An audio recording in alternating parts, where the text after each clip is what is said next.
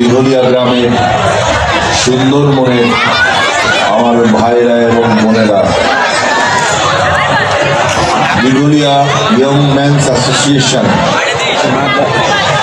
এই ক্লাব এই মাঠে যে মেলা অনুষ্ঠিত হচ্ছে, আমি আশা করব এই মেলায় সবচেয়ে ভদ্রতা এবং ভব্যতার বাইরে, সংস্কৃতির বাইরে যেন কাজ না হয়।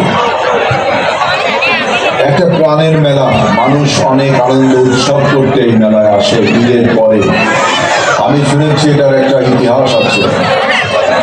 আমি আমার বক্তব্য দীর্ঘায়িত করবো না, কারণ আপনারা এখানে বসে আছেন, আমার বক্তব্য সংক্ষিপ্ত করতে হবে।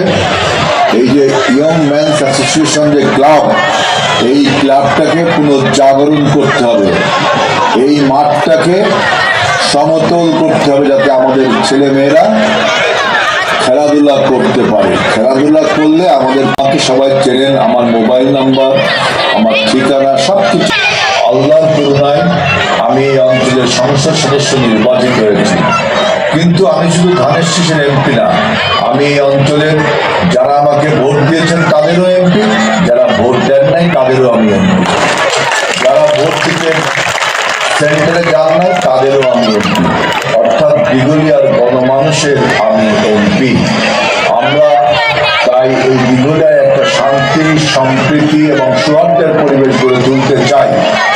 বক্তব্য দীর্ঘায়িত না করে আপনাদের সকলের সমৃদ্ধি কামনা করে আমাদের যে নাটকটি হবে, সেই নাটকটি যেন সুন্দর উপস্থাপনার মাধ্যমে দর্শককে পরিবেশিত করা হয়। আপনাদের সবাইকে সেই নাটক দেখবার জন্য এবং আমাদের এই মেলার শান্তি শৃঙ্খলা বজায় রাখবার জন্য আমি আহ্বান জানিয়ে আমার বক্তব্য শেষ করছি। আল্লাহ হাফেজ। বাংলাদেশ জিন্দাবাদ। আনন্দ করছি, আমরা দেখতে পাচ্ছি এমপি মহোদয়ের সাথে, এমপি স্যারের সাথে ছবি তুলছেন। আসলে চমৎকার একটি পরিবেশ, স্মরণীয় এই মুহূর্তে, আসলে স্মরণীয় রাখার মতো, মনের মাঝে, মনের মনি কোঠায় রাখার মতো একটি দৃশ্য। আমরা যারা আসলে আপনারা প্লিজ একটু ছোটদের বা